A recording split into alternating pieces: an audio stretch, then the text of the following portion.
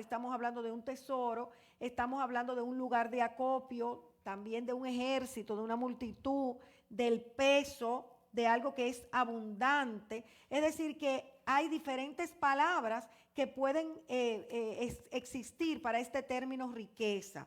Entonces vamos a contextualizarlo, cuáles son las riquezas de Mashiach, porque entre muchas cosas que pueden ser riqueza, hay una que se refiere a esta porción. Pero vamos a ir a la palabra y vamos a leer dos versiones primero, y yo quiero preguntarle a ustedes qué entienden que dice aquí. Proverbios 13:8 dice: el rescate de la vida del hombre está en sus riquezas, pero el pobre no oye censuras. ¿Qué ustedes entienden que dice ahí? El rescate o la salvación del hombre está en sus riquezas.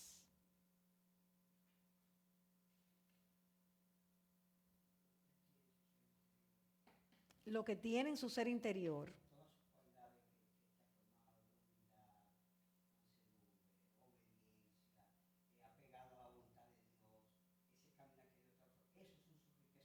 O sea, el corazón transformado. Ok, válido. Bien. Otra opinión. Beni. Lo que puede conseguir en su propia fuerza. Pareciera que dice eso.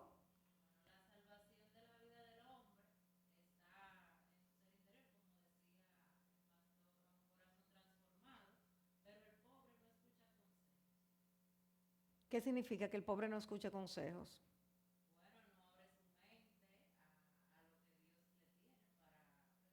Ok.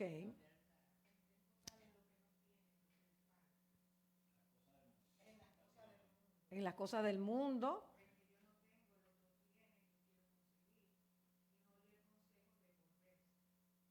Ey, ahí tuvo caliente. Ven, Karina.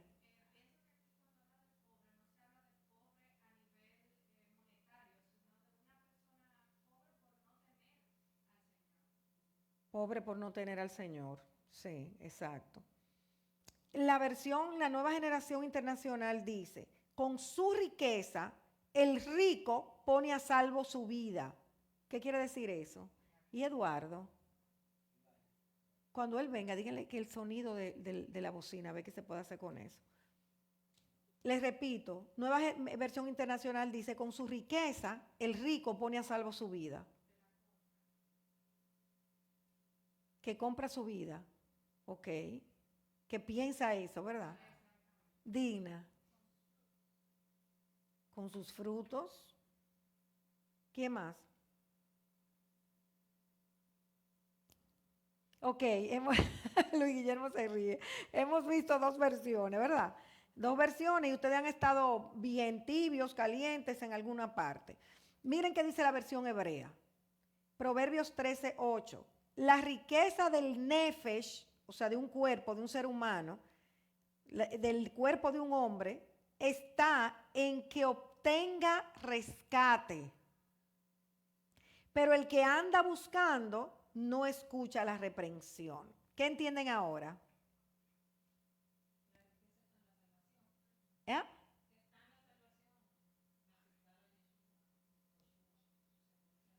Esa es la riqueza del hombre. O sea, aquí en la versión hebrea se entiende mucho mejor.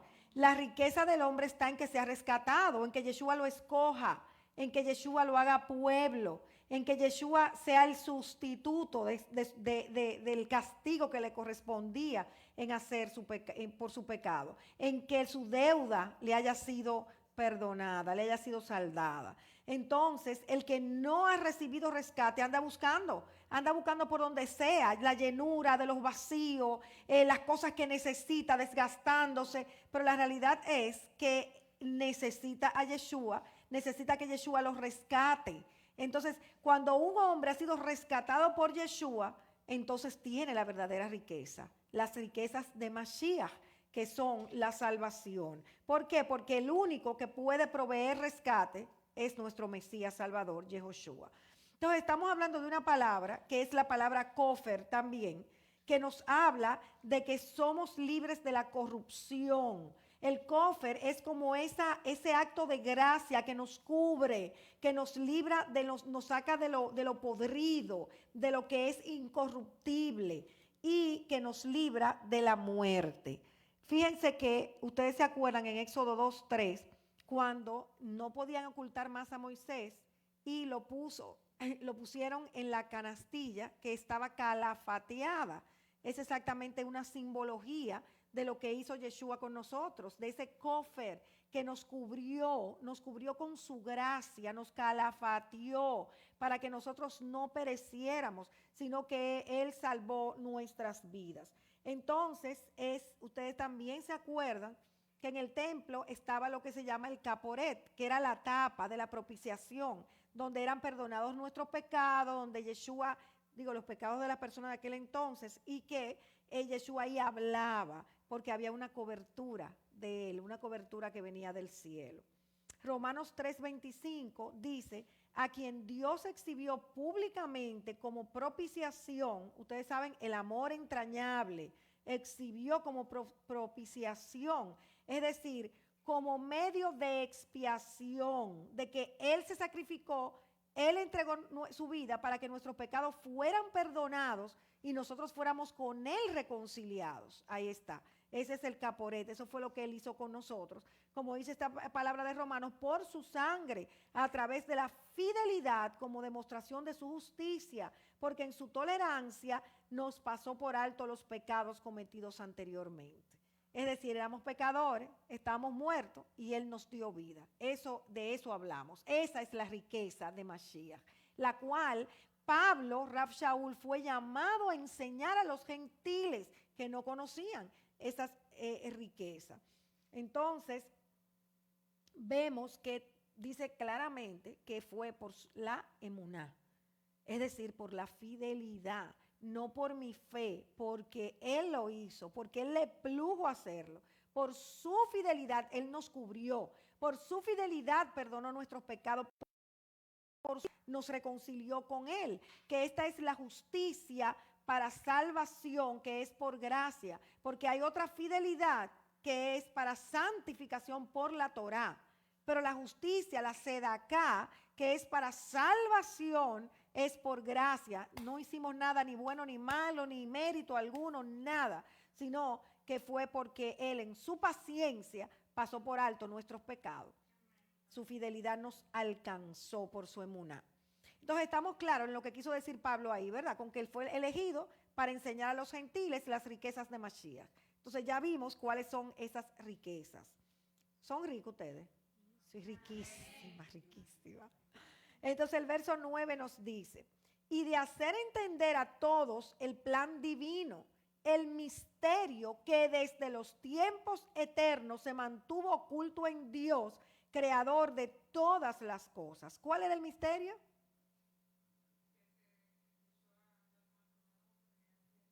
El plan de redención, la riqueza de Mashiach que iban a ser manifestadas. Entonces, aquí estamos viendo que fue ese misterio que trajo luz a la tierra y cómo en cada etapa, en cada momento histórico, el Señor aplicaba el sacrificio en lo que eran sus escogidos. ¿Se acuerdan? Que vimos la economía de la gracia, la sustentabilidad, que cada periodo histórico era sustentado, y así lo seguirá hasta que Él vuelva, por ese sacrificio del madero. La sustentabilidad de la gracia. Esa gracia sustenta cada momento en que una generación, o sea, de los 144,000 sellados, ¿se acuerdan? Que son esos que adoran a Dios, que hacen sacrificio de adoración en cada momento histórico. Entonces, está diciendo Pablo aquí lo mismo que dijo a los corintios en 1 Corintios 2:8, la sabiduría que ninguno de los gobernantes de este siglo ha entendido, porque si la hubieran entendido, no habrían crucificado al Señor de la gloria. Oigan esto, wow, qué tremendo.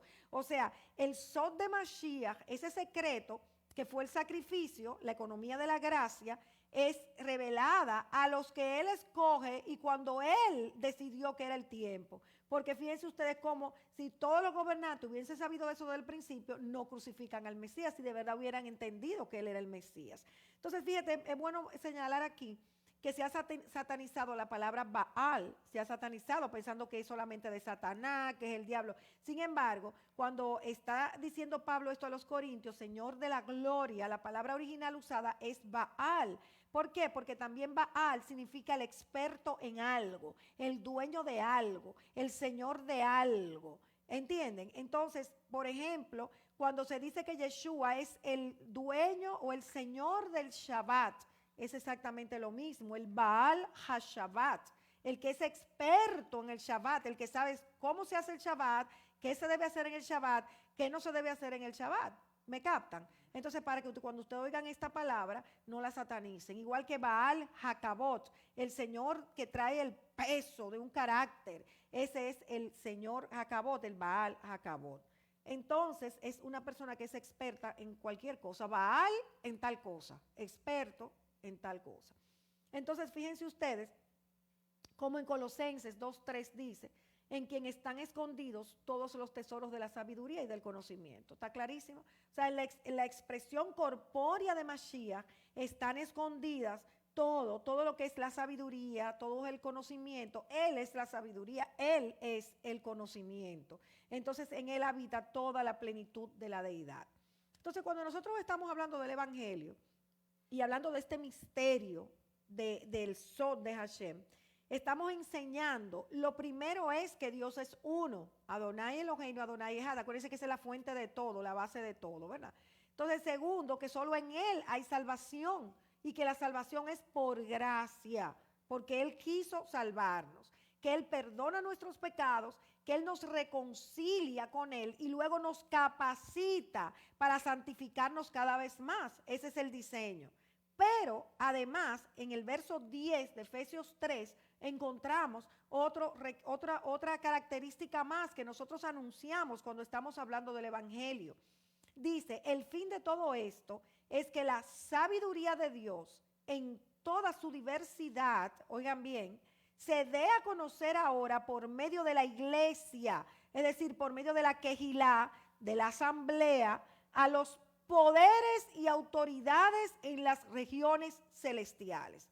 Entonces, el evangelio, cuando tú anuncias el evangelio, ¿es para qué? Para que la gente sepa que Dios es uno, para que la gente sepa que te salvó, que te perdonó, que te reconcilió y que te reconcilió y que te capacitó para vivir como Él quiere, para hacer su voluntad, ¿cierto? Pero también para anunciar su sabiduría a las potestades y autoridades que están en las regiones celestes. Y esto hay que explicarlo, ¿verdad?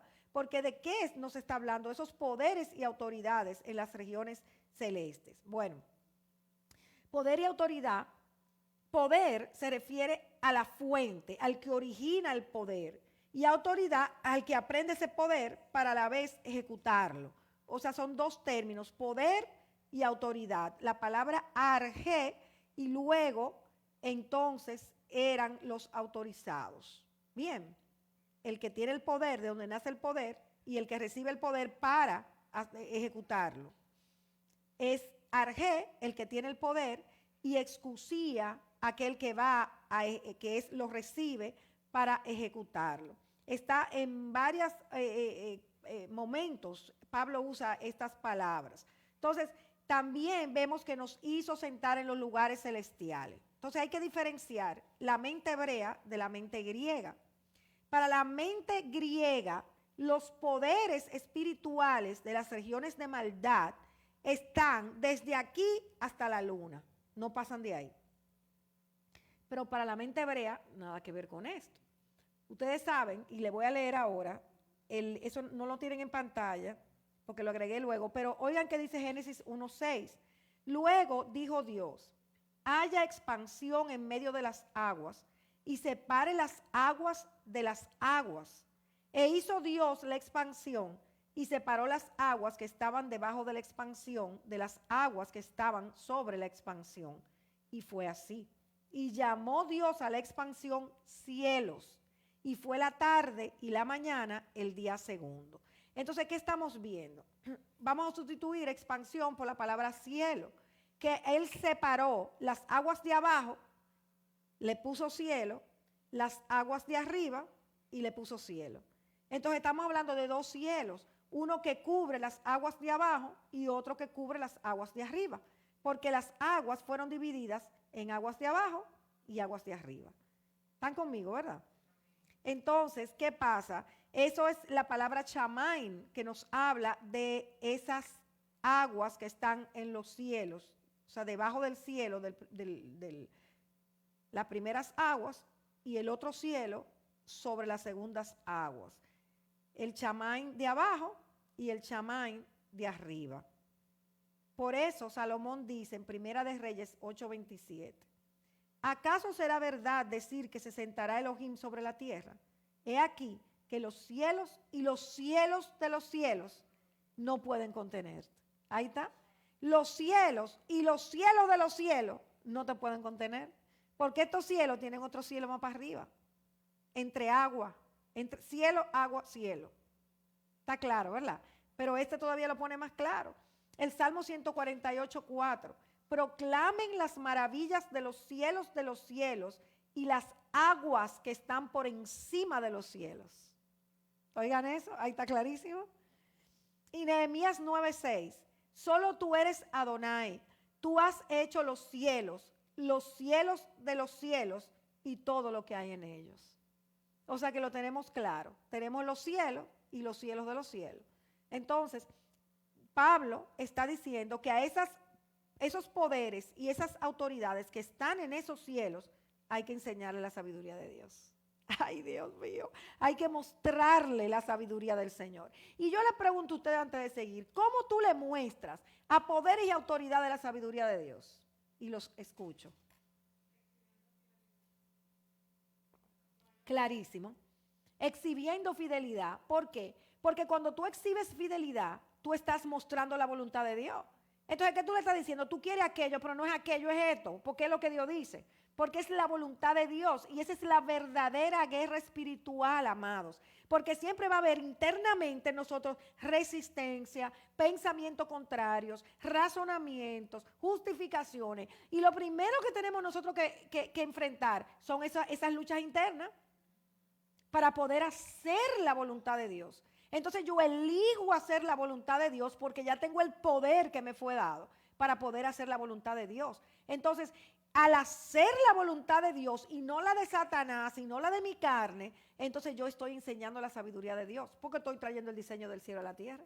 Cada vez que nosotros manifestamos la voluntad de Dios, estamos trayendo el diseño del cielo a la tierra. Entonces le estamos enseñando a esas autoridades y a esos que reciben autoridades o poderes que no es lo que ellos digan, que es lo que Dios diga, que es la voluntad de Dios, no la de ellos. Ellos quieren hacer muchas cosas, pero a través del pueblo escogido, ¿a través de quién? De la iglesia, a través de las congregaciones, de las asambleas, es que se enseña que no es lo que el diablo quiera, que es lo que Dios dijo que se va a hacer. Entonces, esto a mí de verdad me gustó muchísimo, me ministró mucho, porque nos muestra la multiforme sabiduría de Dios y cómo nosotros, así como Él tiene la capacidad de materializar lo que Él dijo, porque esa es la Jokmat, esa es la verdadera sabiduría. Cuando tú materializas lo que tiene aquí, esa es la sabiduría. Entonces, Dios tiene el poder para en todo tiempo, momento y circunstancia materializar lo que Él dijo que haría, porque Él es la sabiduría. Pero ahora tú y yo en esta tierra, así como Rab Shaul, tenemos toda la capacidad por el Ruach HaKodesh que nos fue dado de materializar lo que Dios quiere. Ya nosotros fuimos elegidos, preparados y capacitados para eso. Entonces no podemos dejar que ni las emociones, por ejemplo, que te dé temor en X situación o vergüenza en Y situación, no, nada de eso. Ya nosotros fuimos capacitados, enseñados para traer el cielo a la tierra, para hacer lo que Dios dijo que había que hacer, por encima de lo que sea. Entonces así somos sabios. Así mostramos la sabiduría a los principados o a los poderes y autoridades que están en las regiones celestes. Entonces por eso nosotros podemos decir que fuimos sentados en lugares celestiales. Porque por encima de la voluntad de esos poderes está la voluntad de Dios en nosotros, que es la que vamos a manifestar. Entonces, esa es la verdadera guerra espiritual. No me hablen de otra, esa es la verdadera lucha, que que nosotros tenemos que vencer porque ya Él nos dio el poder para eso. Entonces, mientras más luz irradiemos, mientras más nosotros mostremos la voluntad de Dios, entonces las tinieblas serán más y más y más esparcidas, se dejarán de estar vigentes, activas en la zona donde nosotros estemos. Y aunque tengamos lucha, sabemos que tenemos que vencer esa lucha porque va a venir el ataque de la mente, porque el diablo te va a poner dardo para que no hagas lo que Dios quiere que tú hagas, pero ahí tú peleas esa lucha interna para luego manifestar la voluntad de Dios.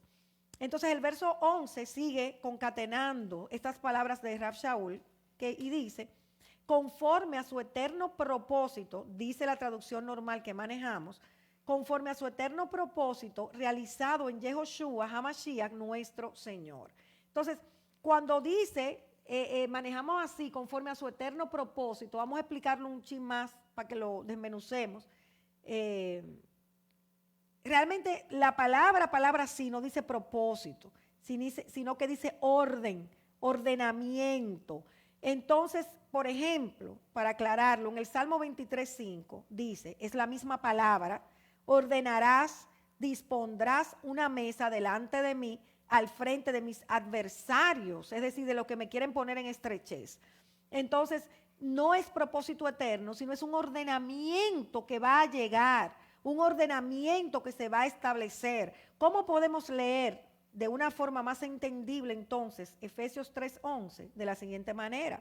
Según la organización de la eternidad del Olam, la cual dio por terminada en Mashiach Yehoshua, el Señor nuestro. Y por eso he titulado así ese mensaje, todo fue completado. ¿Por qué? Porque en Yeshua todo quedó organizado, todo quedó hecho en Él. Cuando Él muere, cuando Él entrega su vida, resucita, nos envía a la eternidad, la resurrección, ya todo fue hecho. Lo que falta también ya está hecho. No se ha manifestado, pero el verbo hecho en hebreo significa que ya se completó, que ya se terminó, que ya tuvo un final. Entonces, ¿qué es lo que está diciendo aquí? Que ya en Él todo fue hecho y todo fue completado, todo fue ordenado. Si nos vamos al libro de Bereshit o Génesis, ustedes recuerdan que fue lo primero que vimos, que el diablo fue lanzado al no cielo. Y como fue lanzado al no cielo, fue lanzado él y todo lo que él contaminó, todo lo corrupto. Entonces todo estaba desordenado. Y vino el Señor ¿a qué? A ordenar todo lo que Satanás había desordenado. Entonces, todo lo hizo en función de quién? De él mismo, en función del reshit, de lo primero que era apto para venir a ordenar todas las cosas. Él era el único que podía ordenarlo. Entonces, Yeshua mismo, su cuerpo, tuvo que venir a la tierra para que todas las cosas estuviesen ordenadas. Eso siempre lo damos en la parashá de Bereshit. Y nos ministra mucho, ¿verdad? Cómo nos habla de esto, de cómo el Señor lo hizo todo, lo ordenó todo en función de su cuerpo. Entonces terminó la obra. Ustedes se acuerdan con Adán. Adán, cuando habla de que fue hecho a imagen y semejanza, vimos que fue hecho por el resplandor de Yeshua, porque la imagen y la semejanza viene al final, pero ya está hecho, ya se hizo, ya Él lo hizo, ya Él lo terminó. El primer Adán, que fue del polvo, y el postrer Adán, que viene del cielo, ¿verdad? Adán no como persona, sino como la entidad que primero fue de polvo y luego viene de lo eterno, que viene del cielo, el segundo Adán. Entonces, él, todo lo que fue esta obra, la dio por terminada. Y fíjense que Pablo usa en idioma griego la traducción que nosotros manejamos, Señor, que es la palabra Kyrios. Entonces, cuando hablamos de Kyrios, este es el momento preciso, hubiese sido estupendo que se dijera el nombre de Dios ahí, el nombre cómo va, de que si hubiese sido revelado, se usara ahí y no Kyrios. Y si se hubiese dicho es Yahweh, o es Jehová, o es Yahvé, se hubiera dicho y no se dijo. Porque el Evangelio tiene una teología clara. El nombre, sobre todo nombre, es Yehoshua HaMashiach.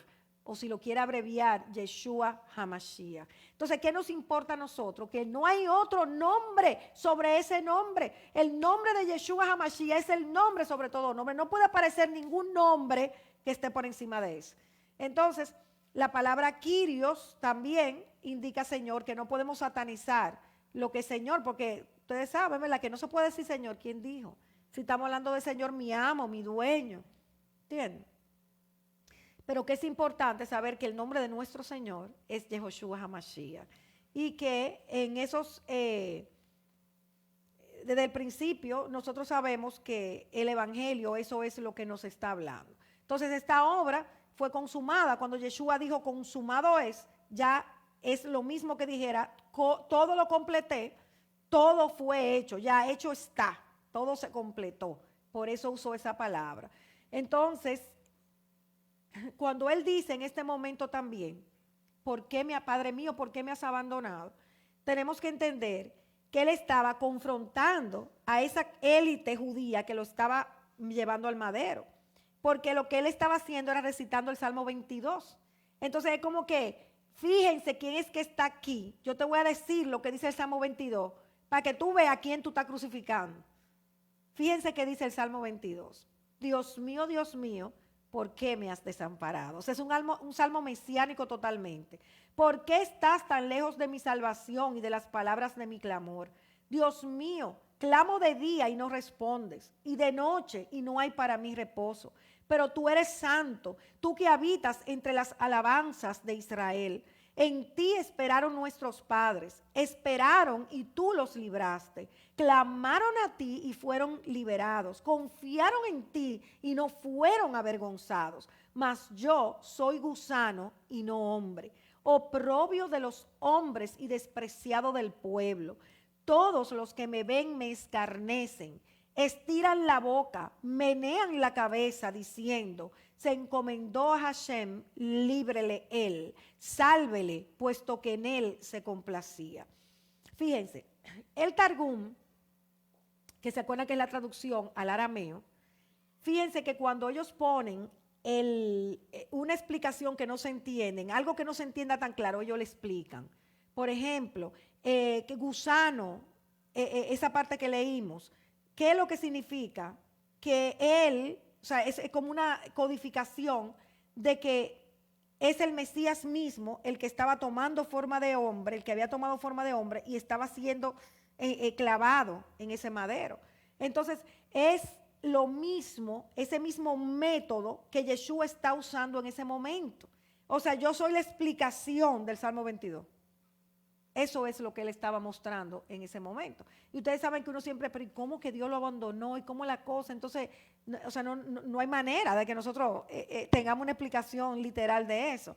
Entonces, que es así como eso implica que el Mesías estaba siendo humillado, él usó ese mismo método con el Targum que explica, o sea, amplía lo que está en código. Esa es la palabra que estaba buscando. Lo que tenga un código hebreo, entonces el Targum lo descodifica. Entonces Yeshua en ese momento estaba descodificando el Salmo 22. Cuando empezó a declarar el Salmo 22, ¿qué le estaba diciendo? Miren, yo soy el cumplimiento del Salmo 22. Aquí está pasando lo que dice el Salmo 22. ¿Entienden? Fue como una confrontación a esa élite, a esa cúpula que lo estaba entregando a la cruz. ¿Entendieron? Entonces, todo lo que ha sido organizado, todo el Olam, todo lo que se ha manifestado y lo que todavía no se ha manifestado, pero que hecho está, fue terminado, fue cumplido. El verso 12 dice, en él, mediante la fidelidad, disfrutamos de libertad y confianza para acercarnos a Dios. ¿Qué está diciendo Pablo aquí, señora? Acuérdense lo que dijimos, que entendía Pablo no es fácil. Eso hay que abocarse a escudriñar a la mente hebrea, a saber lo intrínseco de todo esto. Aquí, cuando él está hablando se lo leo otra vez, en él, mediante la fidelidad, disfrutamos de libertad y confianza. Pero, ¿qué es esa libertad? Esa libertad muchas veces se malentiende. Porque, wow, yo soy libre para hacer la cosa como yo quiera, para trayarme para el piso, libre para lo que sea. Y ustedes saben que nosotros somos salvos por gracia, pero inmediatamente somos hechos siervos de la justicia. Nunca somos realmente libres, porque somos libres del pecado y de la muerte, pero somos siervos de Dios. Nosotros no estamos para hacer lo que nosotros querramos, para hacer la voluntad, lo que me parezca, porque ya yo fui libre. No se refiere a esa libertad, sino que esa palabra viene de la palabra hebrea komemiyut, que se utilizó en Levíticos 26:13 por primera vez. Entonces nos está hablando del yugo de esclavitud que nos fue quitado. O sea, el yugo de la esclavitud ¿de qué? Del pecado y de la muerte que nos fue quitado. Entonces está muy asociado con lo que es, eso también lo vimos en una paracha, el nací, el que te levanta la cabeza, el que te honra. ¿Cómo? Cuando te pone en ministerio, cuando te pone a servir en el reino, eso es levantar la cabeza, eso es honrarte para Dios. Y está muy ligado a lo que es un reconocimiento público. Es decir, yo sé lo que Dios hizo por mí y públicamente yo lo digo, públicamente yo lo confieso, públicamente yo le sirvo. A eso se refiere esa palabra libertad, como emiyut en hebreo, en ese versículo, igual que en Levítico. Entonces, implica también un denuedo en hacer algo porque tú sabes lo que Dios hizo. Entonces, como tú sabes lo que Dios hizo por ti, entonces ahora tú tienes el denuedo para públicamente reconocerlo, vivir para Él y ser esclavo de Él, porque no decir esclavo, esclavo de Él. Tú no tienes ni sombra de duda de lo que Él hizo por tu vida. Entonces nosotros hemos venido a ser siervos, a ser esclavos.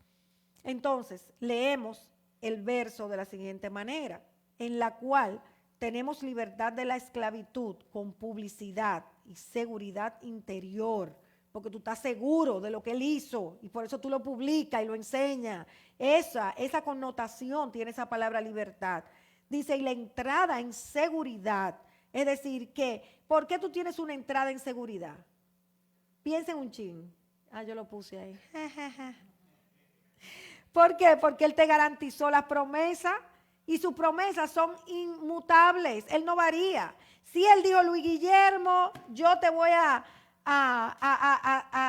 yo te voy a hacer el mes que viene entrar en una mayor dimensión espiritual. Y yo te voy a traer nuevas revelaciones cuando tú estés orando. Si te lo digo y eso así va a ser. Porque ya Él lo habló. Entonces, ese es nuestro Dios. Nos da promesas particulares para cada uno de nosotros. Como congregación nos ha dado promesas que tengo pendiente mandarlas. Y también promesas de las que escritas están. Yo vuelvo por ustedes. De que Él viene. Van a estar viviendo en cielo nuevo y tierra nueva. Viviremos en cielo nuevo y tierra nueva. Estaremos en el juicio donde nuestras obras serán juzgadas. Nuestras obras serán juzgadas porque eso es un decreto de la boca del Señor. Esas son sus promesas. Entonces hay una inmutabilidad de sus promesas, por eso es que Él es fiel, porque Él no es hombre como nosotros que pensamos una cosa hoy y mañana cambiamos de opinión. Nada de eso. Él no es así para nada. Entonces por eso Él es fiel, porque Él no varía, en Él no hay sombra de variación. Entonces dice, por ejemplo, la Reina Valera nos habla de tu fe, de poner la fe en Él. La Nueva Versión Internacional está un chin mejor porque dice, en Él, mediante la fe, disfrutamos de libertad y confianza para acercarnos a Dios. Pero por lo menos la Nueva Versión Internacional dice que en Él. Entonces, ¿qué pasa? Ya lo hemos hablado mucho y lo sabemos, que el responsabilizar a una persona de que las cosas sucedan porque tenga fe o no la tenga, es una cosa muy fuerte. Porque entonces la responsabilidad de que suceda la cosa no está en Dios, sino que está en uno. O sea, yo no puedo lograr una cosa, pero eso fue que tú no tuviste fe, que tú no le creas a Dios. Entonces, eso ya ustedes saben que es positivismo, que eso es algo mental, que tú te mentalizas, yo tengo fe, yo creo, tengo fe, yo creo, eso es mente. Entonces, así no es por la fidelidad de Dios. Entonces tú me pastoras, pero y Hebreo 11, que dice que la fe es la certeza de lo que se espera y la convicción de lo que no se ve. Bueno, yo te diría que si lo leemos según el contexto hebreo, leeríamos lo siguiente. La emuná, es decir, Dios, porque ¿quién es la emuná? La fidelidad, ¿verdad? Dios es la instancia última de lo que se espera, la demostración de lo que no se ve. ¿Por qué la instancia última? Porque ¿de dónde viene la promesa? Vienen de Él. O sea, yo te puedo prometer algo, Benny me puede prometer algo y yo puedo recibir esa promesa que Benny me da.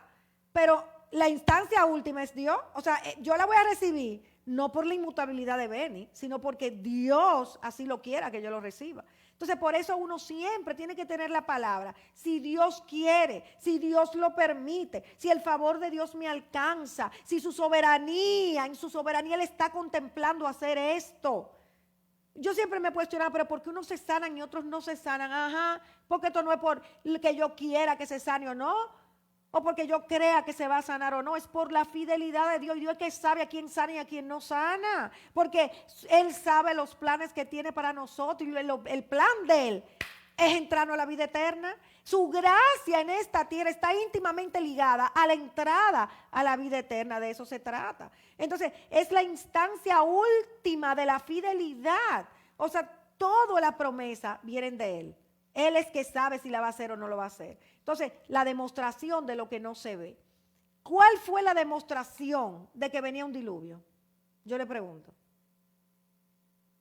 De esa promesa que Dios dio, ¿cuál fue la demostración? La predicación de Noé, pero hay algo más tangible todavía. Hacer el arca. ¿Entiendes? Entonces así tiene que ser nuestra vida. Si Dios dijo yo vuelvo por ustedes y ustedes van a ser juzgados, entonces yo tengo que vivir conforme a eso, demostrar que yo sé que Él vuelve y que yo anhelo que Él vuelva y que yo voy a vivir como Él quiere que yo viva. Si estamos en una situación ya sea de falta de dinero, de enfermedad, porque en este mundo tendremos aflicciones, entonces ¿cuál es la demostración de la fidelidad? Que a pesar de las circunstancias yo siga mostrando al fiel, yo siga mostrando el carácter del Señor. Es tan sencillo como es. ¿Pero eso viene de mí? No. ¿Eso viene de ti? No. Es porque por el Espíritu que te fue dado, tú tienes la mente para pensar todo lo bueno, todo lo puro. Entonces, aunque las circunstancias estén mal por encima de ellas, tú piensas en todo lo bueno, en todo lo puro, en todo lo que es digno de honra, en eso tú piensas. ¿Por qué? Porque tú tienes la palabra de Dios, has sido educada. ¿Y de dónde viene la palabra emuná? De educación. Y de eso se trata, de que somos educados en la verdad. Y como fuimos educados en esa verdad, entonces nosotros accionamos por lo que ya sabemos que nos fue impartido y sellado en nuestros corazones. Entonces, es hermoso entender que Dios no nos creó para tirarnos esa responsabilidad arriba, de que somos nosotros los responsables de creer o no creer. No, o sea, wow. Todo es, señores, por la inmutabilidad de su promesa. Porque si Él habló, Él lo va a cumplir. Entonces, si todavía tenemos esa carga, pues nos despojamos de ella, porque nada que ver, todo es por Él. Ustedes se ponen a analizar. Todos queremos sanidad, y eso es claro, ¿verdad? Porque tú quieres seguir sirviendo al Señor, porque tú quieres seguir al lado de tu gente y todo. Pero si tú te pones a ver, la mayor sanidad que nos ha sido dada es la del corazón, porque eso habla de la eternidad. Nosotros no podemos sanar físicamente y qué bueno, pero eso es momentáneo también y pasajero, aunque lo anhelemos y lo querramos, porque nadie quiere estar enfermo, no estoy diciendo eso, nadie quiere estar enfermo, ¿verdad? Pero por encima de esa sanidad física, terrenal, está la sanidad espiritual, del corazón, que es la que nos va a disparar para lo eterno. Entonces eso es mucho mayor que lo otro. Entonces, qué bueno es que podamos tener mente espiritual, como dijo el Señor, el justificado por mi fidelidad vivirá.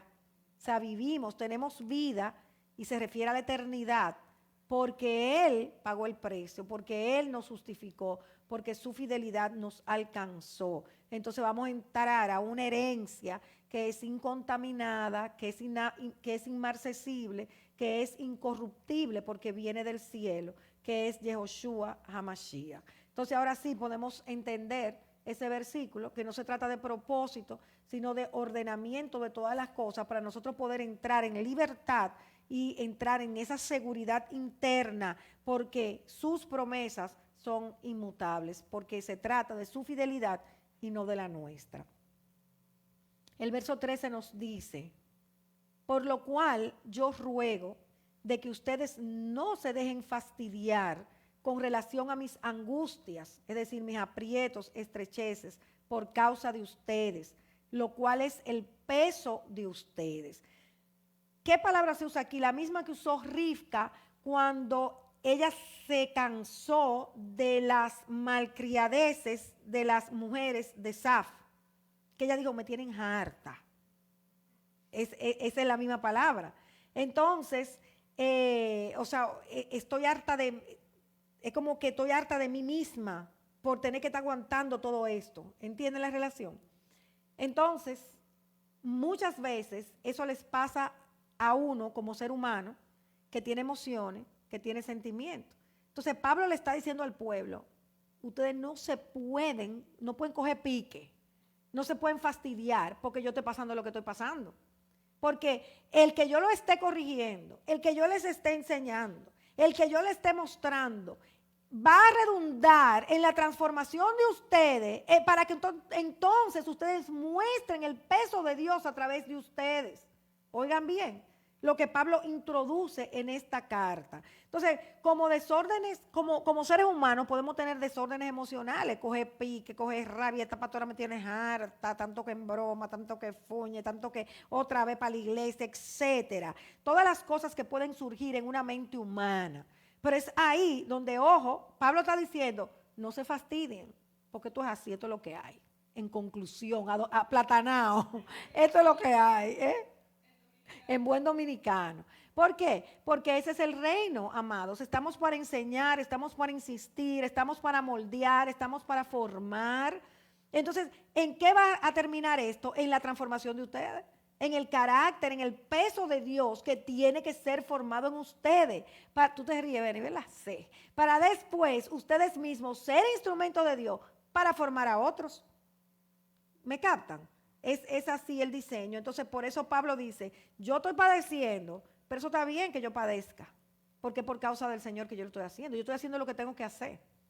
¿Entiendes? Porque hay personas, por ejemplo, que podrían, yo me imagino, ay, el pobre Pablo, mira cómo está sufriendo por nosotros, por esta gente que no cogen cabeza. No. Pablo está diciendo, no, espérense, que para esto yo nací. A esto fue que Dios me llamó. Esta es mi vida y esto es lo que yo tengo que hacer. No me cojan pena. ¿Entienden? Eso es lo que Pablo está diciendo aquí. ¿Y cuál es la finalidad? Como dice Gálatas 4:19, por ustedes tengo dolores de parto hasta que Mashiach sea formado en ustedes. Y esa es la mente, esa es la meta.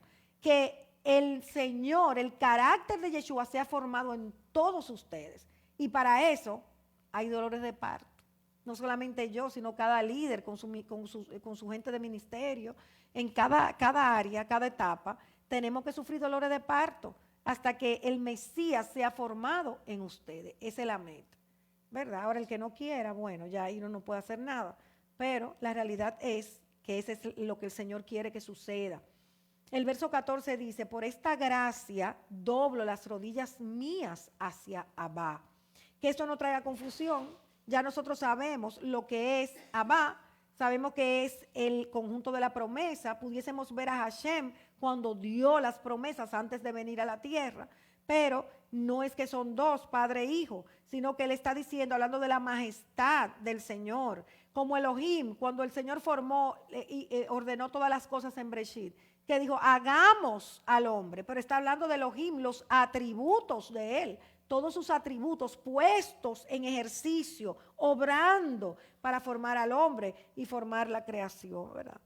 Entonces Pablo está diciendo, yo me postro delante de la majestad, yo me postro delante de Abba, de todo lo que es la majestad, la grandeza de Dios, cuando escribió todas las cosas, cuando hizo todas las cosas, que ahí empezó a darse a conocer. Y acuérdense que hay cosas que no conocemos, que esas son las que conforman a Abba, que ya están hechas, ya están completas, pero no nos han sido reveladas. Y Elohim son las cosas que sí ya conocemos, que ya sí nos han sido reveladas. Ahí nosotros yo creo que estamos bien, muy claros. Entonces, Pablo, en conclusión, ¿qué está diciendo?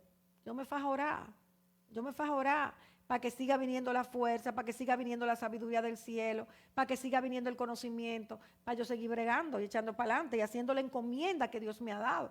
Porque fíjense, desde el principio estamos hablando de la encomienda que Pablo ha recibido del Señor. Y en esa encomienda, él describiéndola, nos ha revelado más lo que es el Evangelio y cuál es el propósito del Evangelio.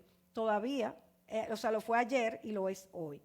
El verso 15 nos dice, de quien recibe nombre, toda familia en el cielo y en la tierra. Este término realmente más que familia se refiere a maestro, porque es la palabra patria griega, que es griega, y desde la perspectiva hebrea sería Beit Af, que nos está hablando de la casa del Padre. Ustedes se acuerdan cuando Abraham, el Señor le dijo, sal de tu tierra, sal de tu parentela y sal de la casa de tu padre.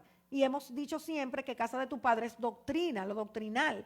Entonces, ¿a qué se refiere más este versículo? A los maestros que tienen como cabeza a Yeshua, enseñan la palabra y luego esos discípulos también serán maestros de otros, pero tienen un maestro por encima que es nuestro Yeshua, que es la sabiduría. Entonces, más que familia de toda la tierra, pudiésemos decir que son esos maestros que el Señor ha elegido para poder enseñar su palabra. Entonces, tenemos muchas verdades ya estudiadas en estos versos del capítulo 3.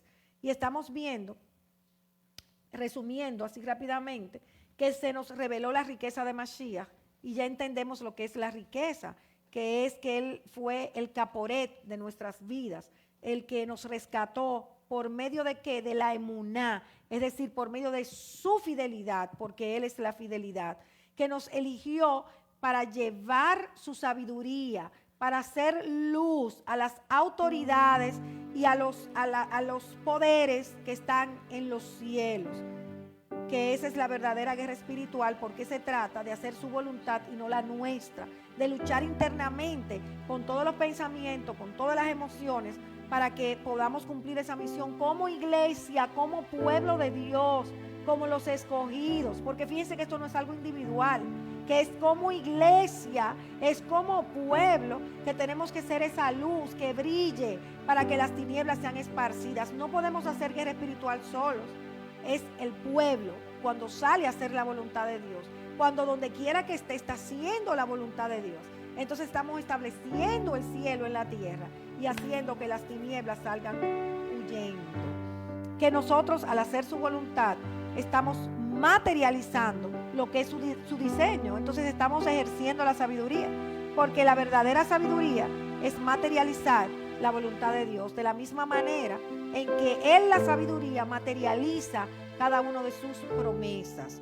Y nosotros reconocemos públicamente lo que Él ha hecho en nuestras vidas. No tenemos ni la más mínima inseguridad al respecto. Y porque estamos conscientes y sabemos muy bien lo que Él ha hecho, nosotros lo anunciamos públicamente, lo decimos públicamente, en plena seguridad, en plena certidumbre, sin problema alguno.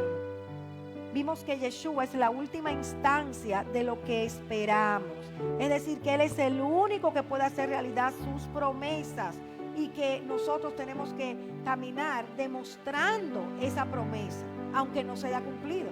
Es la demostración de lo que esperamos, que no vemos, porque por eso lo esperamos, porque no lo hemos visto. Pero si Él lo dijo, para nosotros es saber que ya fue hecho, que ya fue completado, y que lo que nos queda a nosotros es andar como si ya lo estuviéramos viendo en lo físico. No nos angustiamos, no nos airamos, no nos sentimos mal cuando estamos recibiendo la corrección, cuando estamos siendo instruidos, porque sabemos que la meta es que el carácter de Yeshua sea formado y que la única forma es a través de la emuná, de la enseñanza, de la corrección. Así que vamos a cerrar nuestros ojos y vamos a decirle al Señor gracias, gracias, gracias, porque nos lleva a mayores profundidades al enseñarnos cada día más y más el significado de ese sot, de esa revelación, de ese secreto que fue revelado cuando tú viniste a la tierra y entregaste tu vida en el madero. Gracias, Yehoshua, porque nos llamas pueblo. Y como pueblo nos has dado una misión que es, Señor, una misión extraordinaria, que es ir a enseñar y mostrar tu sabiduría a los poderes y autoridades que están en los cielos, Señor. Hoy te decimos, aquí estamos. Hoy te decimos que seguiremos luchando y batallando para levantarnos en contra de todo pensamiento que quiera impedir que nosotros seamos luz en esta tierra. Que nos levantamos en contra de toda emoción, de toda justificación que pierde la fuerza, que la tiramos por tierra, por tu nombre, Yehoshua HaMashiach. Y nos levantamos a honrar esta encomienda que tú nos has dado de salir y anunciar, de hacer guerra espiritual en contra de esos poderes y esas autoridades. Y que nos levantamos firmes, Señor, a hacer tu voluntad. Que se trata de tu fidelidad que nos acompaña, de esa fidelidad que tú decidiste darnos por gracia. Aquí estamos hoy, Señor, como tu ejército, como ese ejército que tú conformaste en la tierra de los vivientes, a quien le llamas pueblo, iglesia, quejilá, asamblea. Y nos levantamos sabiendo que somos tu pueblo. Somos el pueblo tuyo llamado para anunciar las virtudes de aquel que nos llamó de tinieblas a la luz. Ponte de pies y vamos a entonar esta canción en plena autoridad. Que nos escuchen los poderes y autoridades que moran en los cielos. Que aquí hay un pueblo decidido a mostrar sabiduría. Que aquí hay un pueblo decidido a hacer la voluntad de Dios por encima de toda obra de la carne, por encima de todo ataque del diablo. Nos levantamos a traer el cielo a la tierra, donde quiera que estemos. Somos los anunciadores de las maravillas de Hashem, los anunciadores de los portentos y milagros de nuestro Mashiach, aquellos que esperan, demostrando lo que aún todavía no ven. Somos el pueblo de Dios y aquí estamos, Señor. Este remanente de casa de Efraín te dice: úsanos. Estamos dispuestos a salir a la guerra día a día, sabiendo que ya tú nos diste la victoria. Vamos juntos a declarar que somos el pueblo de Dios. Somos el pueblo de Dios. Somos el pueblo especial, llamados para anunciar las virtudes de aquel que nos llamó a su luz. Somos el pueblo de Dios, su sangre nos redimió y su espíritu dio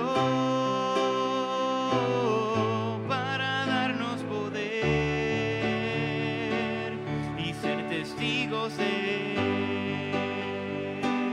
y llevaremos su gloria a cada pueblo y nación, trayéndoles esperanza y nuevas de salvación, y su amor nos impulsa.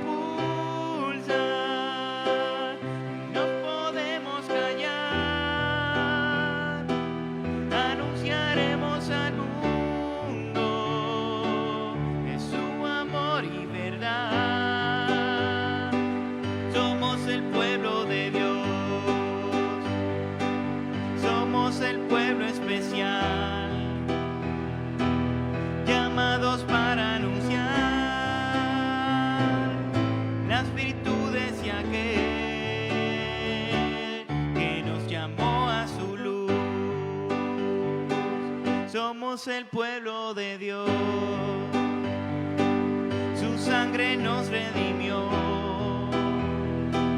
y su espíritu dio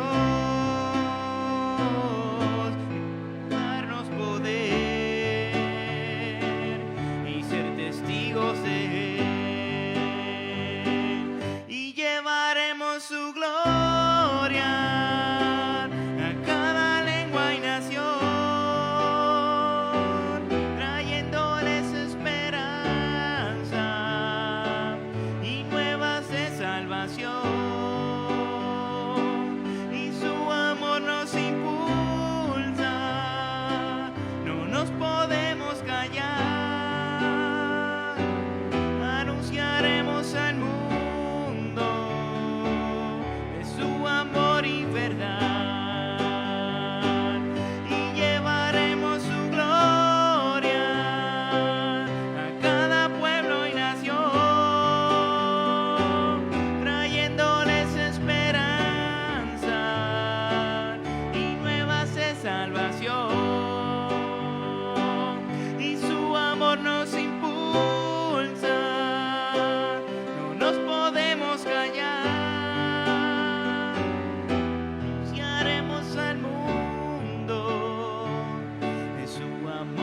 verdad.